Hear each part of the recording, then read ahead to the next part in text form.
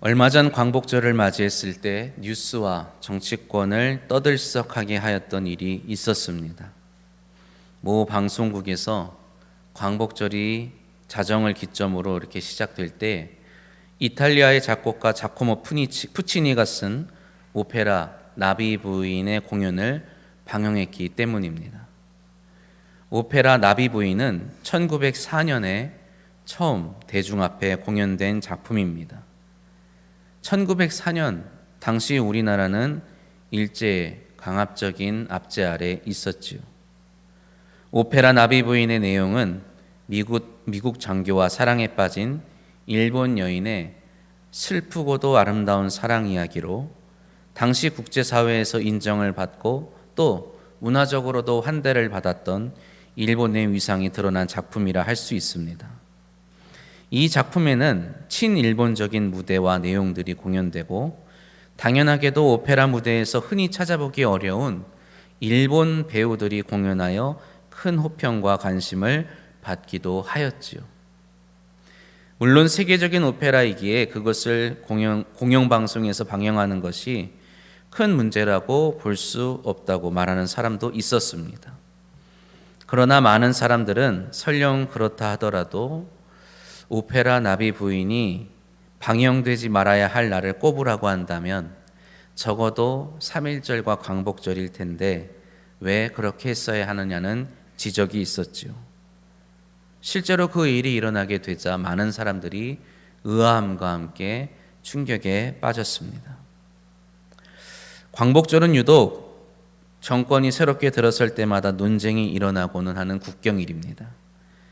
그러나 그것과 무관하게 광복절이 가지는 의미는 매우 크다고 할 수 있습니다. 우리나라가 주권을 회복한 날이기 때문입니다. 어떤 사람들은 회복할 주권이 없었다고 주장하기도 합니다. 광복을 맞이하기 전에 우리나라 자체가 없었고 오직 일본 제국만이 있었고 우리의 선조들은 한국인, 조선인으로 살아간 것이 아니라 일본 제국의 식민으로 살아갔다고 주장하는 사람들이 있습니다. 그래서 그들은 이 나라에 되찾을 주권도 없었고 나라도 없었기에 독립운동도 무의미하고 임시정부란 것도 의미 없다고 또 그렇기에 광복도 무의미하다고 말하지요. 그들은 대한민국 초대 대통령의 정부가 출범한 날에 비로소 우리나라가 세워졌다고 하며 그날을 건국절로 기념하자고 주장합니다. 광복절에 일본 기미가요가 나오는 이 오페라를 방영하는 것이 많은 사람들에게는 불편하지만 어떤 사람들에게는 당연한 것으로 받아들여질 수도 있습니다. 같은 날, 같은 민족이지만 다른 생각과 다른 뜻을 품고 살아갈 수 있다는 것을 우리에게 여실히 보여주는 것이죠. 평소에는 서로의 다름을 알지 못한 채 살아가지만 이렇듯 민감하고 또 뜻깊은 순간에는 서로의 이념이 또 서로의 생각이 이토록 다를 수 있구나라는 것을 뼈저리게 느끼게 합니다. 이 나라는 주권을 되찾은 듯 하지만 아직도 바로 서지 못하였습니다. 독립을 하였지만 독립을 하지 못하였습니다. 이 땅은 아직도 분단되었고 잠깐의 평화가 있을 뿐입니다. 서로가 자신들의 방법이 이 나라의 평화를 가져다 주고 자신들의 방법이 진정 이 나라를 위한 것이라고 주장하며 아귀다툼을 하지요. 그러나 우리는 묵묵히 이 나라와 이 민족을 위해서 기도해야 할 줄 믿습니다. 오늘 본문 14장은 이렇게 시작합니다. 마가복음 14장 1절로 2절 말씀. 이틀이 지나면 유월절과 무교절이라. 대제사장들과 서기관들이 예수를 흉계로 잡아 죽일 방도를 구하며 이르되 밀란이 날까 하노니 명절에는 하지 말자 하더라. 이제 곧 유대 땅은 유월절 행사로 북새통을 이룰 것입니다. 유대인에게 유월절은 어떤 날일까요? 방금 말씀드린 것처럼 우리에게 광복절과 같은 날입니다. 그들은 유월절에 애굽의 종살이에서 벗어나 자유를 얻게 되었죠.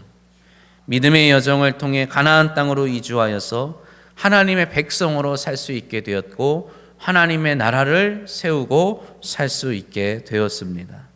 그들은 유월절을 통해 잃어버린 자유를 되찾았고 잃어버린 땅을 향해 떠날 수 있게 된 것입니다. 그래서 그 어느 때보다 이 유월절은 하나님을 향한 예배, 하나님을 향한 제사와 예식이 뜨거울 수밖에 없었습니다. 자신들의 선조들을 애굽에서 구원하여 내시고 약속하신 땅으로 인도하신 하나님을 향한 감사의 제사를 드리기도 하였고, 또 한편으로는 역사 가운데 여전히 민족의 아픔을 치유하시고 저들을 압제해서 구원하시는 하나님께 작금의 상황을 탄원하며 제사를 드리기도 하였습니다. 당시 유대인들은 수백 년간 있었던 이 헬라 제국의 지배에 이어서 이제 로마 제국의 강압적인 통치를 받고 있는 상황이었습니다. 그렇기에 하나님을 향한 이 자유의 목소리, 탄원의 목소리가 어느 때보다 높을 수밖에 없었지요. 유대인이라면 모두가 하나님께 찬양하며 한 목소리로 그분의 살아계심과 능력과 그분이 그들에게 주신 언약과 그 언약의 성취와 그 성취인 구원을 외치며 유월절을 보내고자 했을 것입니다. 그러나 현실은 그렇지 않았죠. 이스라엘을 구원하신 하나님을 기념하는 유월절에 전혀 다른 일을 꾸미는 사람들이 있었다고 마가는 기록하고 있습니다. 더군다나 그들은 유월절에 있어서 가장 큰 역할을 담당하는 대제사장들과 서기관들이었다고 마가는 고발하지요. 그들은 유월절 제사를 담당하는 사람들이었습니다. 그리고 유월절에 하나님께서 당신의 백성에게 어떤 일을 하셨는지를 이 기록된 구약을 통하여 백성들에게 가르치는 사람들이었죠. 그러나 오늘 본문은 그들이 그것이 아닌 전혀 다른 일에 관심을 쏟고 있었다고 증언합니다. 바로 예수를 흉계로 잡아 죽일 방도를 구하였다고 말합니다. 그들의 손에는 응당 출애굽기에 기록되어 있는 것처럼 어린 양의 피가 흘러야 했습니다. 그러나 그들은 갈릴리 나사렛에서 온 예수라는 청년의 피를 흐르게 하고자 했습니다. 그들은 유월절에 하나님의 구원하심을 선포하고 하나님 나라의 회복을 외쳐야만 했지만 도리어 하나님 나라와 하나님의 구원을 선포하는 이 나사렛 예수를 죽임으로써 이 유월절이 로마 지배자들에게 유대인들의 폭동으로 보이지 않기를 바랬습니다. 안타깝게도 대제사장과 서기관들만 이러한 생각을 한 것이 아니라고 성경이 말합니다. 10절과 11절 말씀 우리 함께 봉독하겠습니다. 12 중에 하나인 가룟 유다가 예수를 넘겨주려고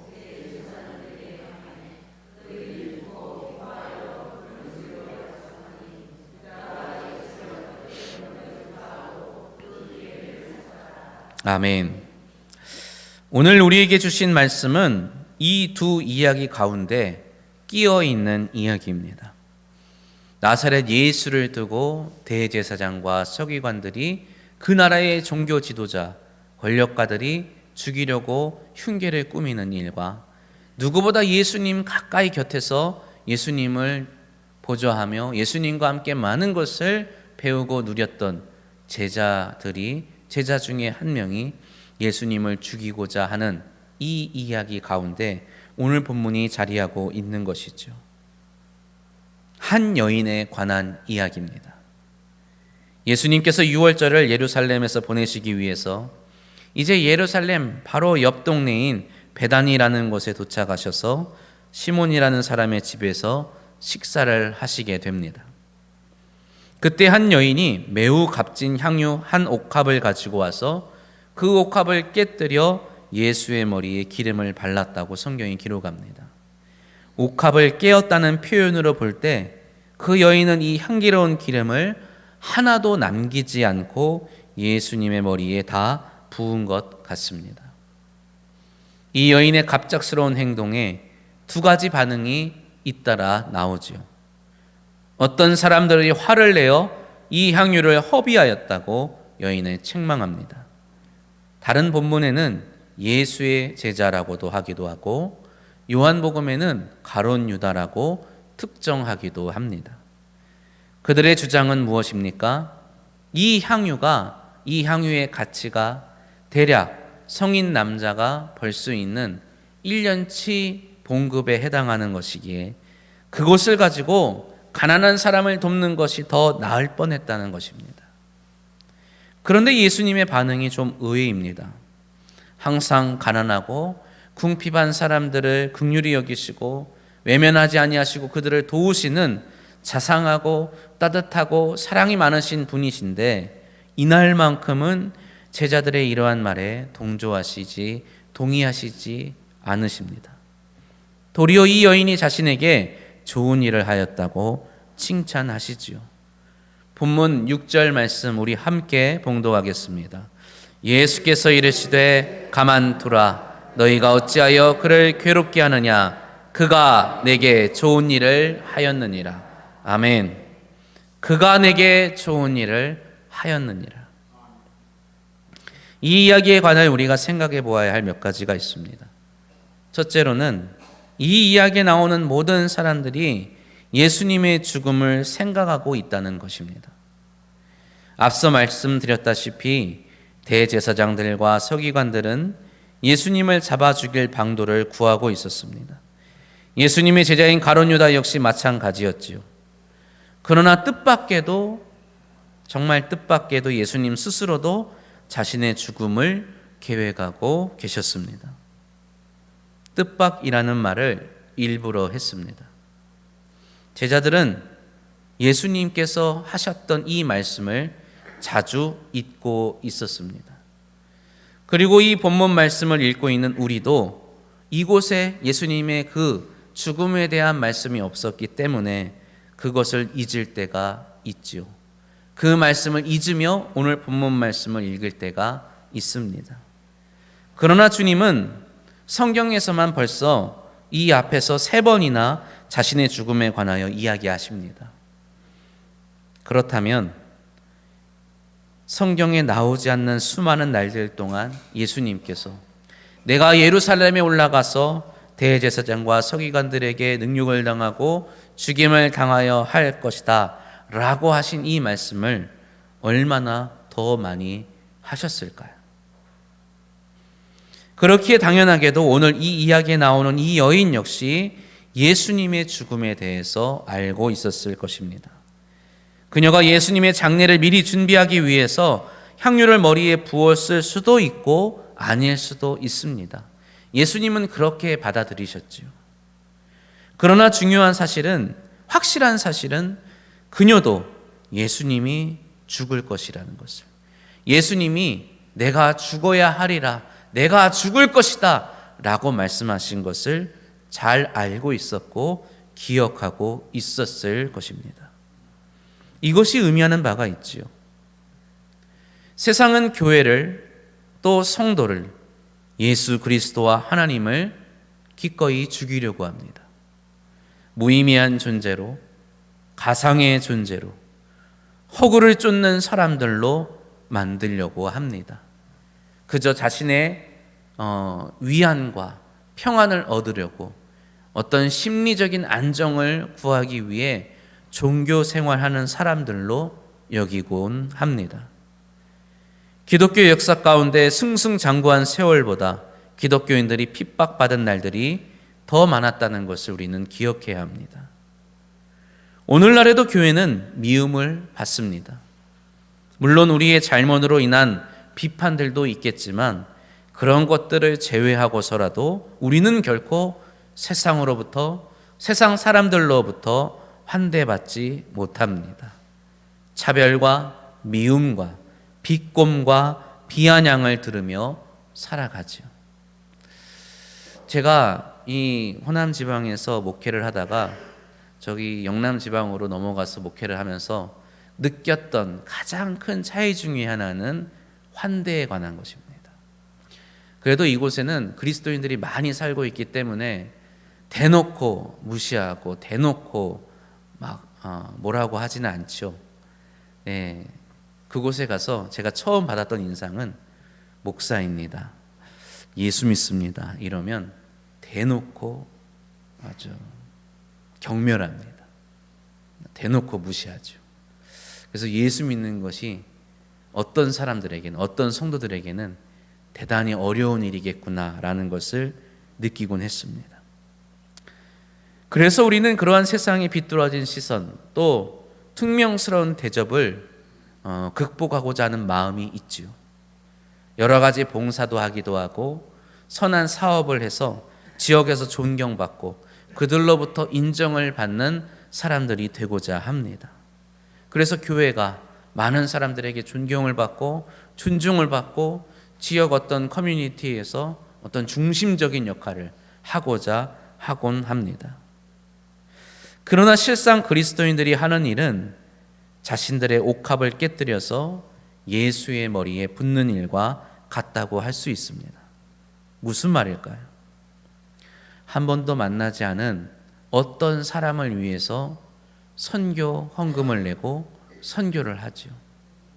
그들에게 후원을 기꺼이 합니다. 그들을 위해 기도합니다. 그들을 위해서 우리가 시간을 내어서 함께 마음을 모아서 기도하고 협력하죠. 그리스도의 몸된 교회를 위하여 자신이 가진 재물과 시간과 정성을 다 쏟아 봉사하고 헌신합니다. 누군가 알아주고 누군가 칭찬해 주면 좋겠지만 어떻습니까? 우리가 그런 것을 할 때마다 알아줍니까? 칭찬해 줍니까? 딱히 그런 것 같지도 않지요. 그러나 알아주지 않아도 기꺼이 기쁜 마음으로 합니다. 이곳에 있는 성도들 모두가 그것을 누가 시켜서 누군가에게 인정받고 확인받고 싶어서 하는 것이 아니라 기꺼운 마음으로, 기쁜 마음으로 한다는 것이죠. 누군가는 말할지도 모릅니다. 교회보다 더 선하고 위대한 일들을 세상이 할 수 있노라고 말할지 모릅니다. 가끔 뉴스에 나오죠. 어느 회사의 어느 복지가가, 어느 재벌이 사회에 얼마만큼의 재산을 기부하였다, 환원하였다, 어려운 이웃들을 도왔다. 그런 것을 보면 정말 이런 작은 교회들이 하는 것보다 훨씬 의미 있고 좋은 일들을 세상 사람들이 더욱더 많이 하는 것처럼 보이기도 합니다. 그래서 교회도 그러한 일들을 뒤처지지 않기 위해서 바쁘게 할 때가 있지요. 교회가 지역 공동체와 연합해서 혹은 여러 단체와 함께 그러한 일들을 감당하기도 합니다. 하지만 하는 일이 같아 보인다고 해서 같은 마음을 품고 있는 것은 아닙니다. 밥을 먹지 못해 굶는 사람을 돕는 일이, 집이 오래돼서 그곳을 고치고 다시금 살 수 있도록 돕는 일이, 아프고 병든 사람들을 돌아보고 지역의 관심사에 대해서 힘을 보태고 돕는 일이 저들과 우리의 마음이 같아서 하는 일이 아니라는 것입니다. 오늘 본문에서 눈여겨볼 두 번째는 바로 그들이 입으로 무엇라 말하는가입니다. 2절에서 대제사장과 서기관들은 말합니다. 명절에 이 예수를 잡아 죽였다가는 밀란이 날 수도 있으니 명절만큼은 피해서 죽이자라고 말하죠. 제자들과 특히 가룟 유다는 이 여인에게 향유를 허비했다고 말합니다. 이 향유를 300데나리온 이상에 팔아 가난한 자들에게 줄 수 있었겠도다 라고 말하죠.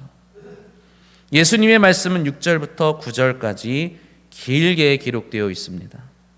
예수님은 그 여인을 칭찬하시며 그는 힘을 다하여 내 몸에 향유를 부어 내 장례를 미리 준비하였다 말씀하십니다. 특별히 이 말씀들 중에서 제자들과 예수님의 말씀이 그 내용과 의도에서 전혀 다름을 볼 수 있습니다. 여인의 같은 행동을 보고 여인의 행동을 똑같이 보고서 그 반응이 너무나도 달랐다는 것이죠. 여인의 행동에 참된 의미가 무엇인지를 두고 충돌하는 것을 볼 수 있습니다. 전혀 다른 이해를 보이고 있는 거죠. 그렇다면 여인의 행동의 의미는 무엇이었을까요? 여인은 왜 자신의 이 귀중한 옥합을 깨뜨려서 귀한 기름을 예수님께 부었던 것일까요? 예수님에게 이러한 행동을 한 자신의 의도가 무엇인지 이 여인은 무엇라고 말했을까요? 성경을 보셔서 아시겠지만 놀랍게도 여인은 아무 말도 하지 않습니다. 1년 동안 품삯을 꼬박 모아야 살 수 있는 이 향유를 남김없이 예수의 머리에 부어넣고 충격과 혼란에 빠진 사람들 앞에서 그녀는 말 없이 있는 것입니다. 그녀는 왜 침묵하고 있는 것일까요? 그녀의 침묵은 우리에게 무슨 의미로 다가옵니까?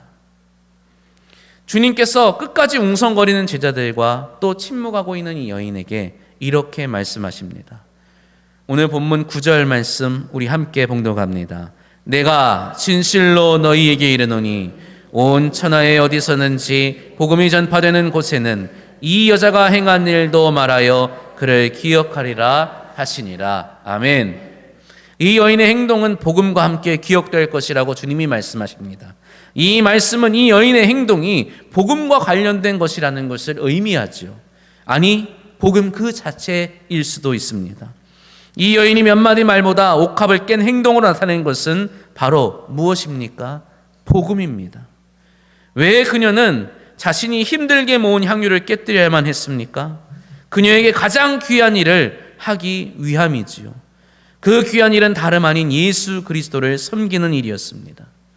그녀에게 이 나사렛에서 온 청년 예수는 그리스도였습니다. 그녀에게 예수는 메시아였죠. 그녀에게 예수는 하나님의 나라였습니다. 많은 사람들은 그보다 더 귀한 일이 있다고, 그보다 더 값진 일이 있다고, 가치 있는 일이 있다고 말하였지만 그녀에게 예수보다 귀한 것은 없었고 예수로 말미암아 누리게 되는 하나님의 나라보다 더 귀한 것은 없었습니다. 그녀의 깨진 옥합이 상징하는 것은 무엇입니까? 바로 이 예수가 날 구원하실 메시아 그리스도라는 고백이었습니다. 이 예수로 말미암아 이 땅에 하나님의 나라가 임하게 될 것이고 이 예수로 말미암아 새로운 삶을 살게 되었다는 것을 의미하는 것이었죠. 이것은 그녀의 소망이 아닙니다. 그녀의 바람이 아니었어요. 그녀의 현재였고 그녀의 오늘의 삶이었던 것입니다. 많은 사람들이 예수를 앞에 두고 장차 이 예수가 우리에게 걸림돌이 될 것이라, 이 예수가 우리의 걱정거리가 될 것이라 말하기도 하였고, 이 예수에게 쓰여진 이 귀한 기름이 더 많은 사람들에게 유익이 될 것이고 이 예수에게 쓰이는 이 기름이 낭비라고 말하였지만 그녀에게 이 예수는 오늘 내가 경험하는 하나님의 나라인 줄 믿으시기를 바랍니다. 그렇기에 그녀는 새로운 삶을 살게 하신 예수 그리스도께 조용히 나와 아무 말 없이 자신의 가장 귀한 것을 드려 감사한 것입니다. 사랑하는 성도 여러분, 우리도 옥합을 깨뜨립니다. 우리도 우리의 귀한 기름을 예수의 머리에 붓습니다. 사실 이곳에 있는 모든 성도들이 적지 않은 재물과 시간과 삶을 주의 몸 된 교회와 복음 사업에 쏟아 부었지요. 아무것도 안 했다라고 말할 수가 없습니다. 이런 우리를 보면서 어떤 사람들은 보다 가치 있는 일에 투자하라고, 그래도 이왕 하는 거면 수익이 있는 사업에 그것을 쓰라고 말하기도 합니다.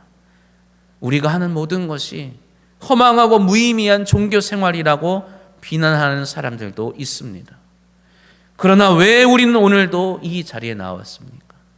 왜 우리는 이 시간 기쁜 마음으로 이곳에서 예배드립니까? 이것이 바로 우리가 누리는 우리의 삶에 대한 믿음이 담긴 감사이기 때문입니다. 예수 그리스도를 말미암아 얻게 된 새로운 삶, 누리게 되는 평안과 안식의 삶을 감사하기 때문이지요. 우리는 그저 먼 곳에 있는 것을 바라보며 살아가는 사람들이 아닙니다.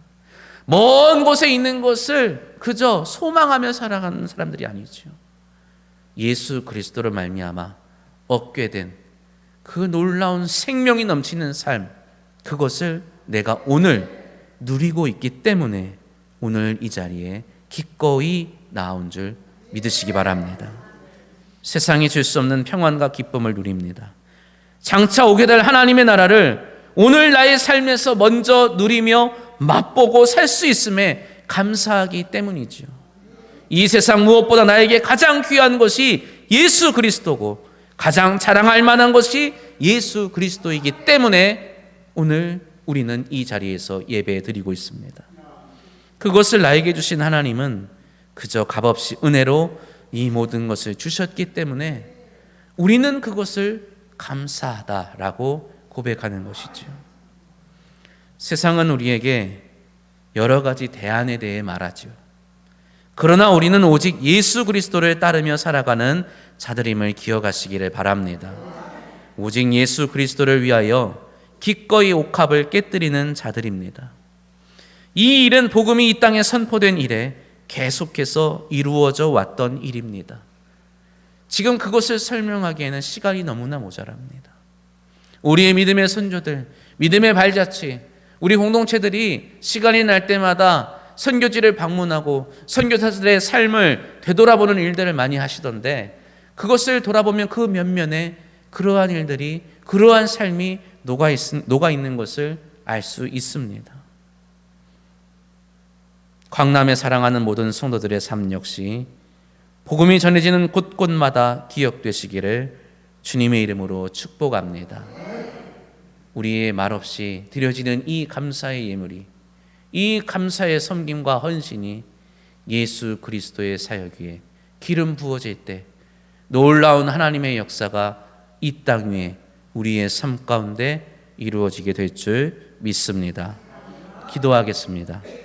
사랑이 많으신 하나님 아버지, 6월절 어린 양으로 오시어 십자가에 달려 죽으심으로 우리에게 영원한 생명을 주신 예수 그리스도를 찬양합니다.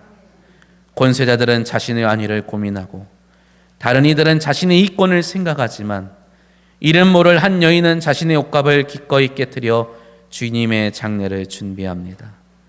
주님의 죽으심은 세상을 위함이요 우리를 위함이요 나를 위한 죽으심인 줄 믿습니다. 하나님의 계획이요 하나님의 약속이요 하나님의 선택이요 하나님의 성취임을 믿습니다. 이 모든 것을 묵묵히 믿음으로 고백하며 기꺼이 섬기는 신앙을 본받게 하옵소서. 묵묵히 주님을 따르며 감사함으로 주님을 섬기는 우리의 삶이 복음의 향기를 내며 많은 사람들에게 하나님의 나라의 그림자로 비춰지게 하옵소서. 우리 주 예수 그리스도의 이름으로 기도드립니다.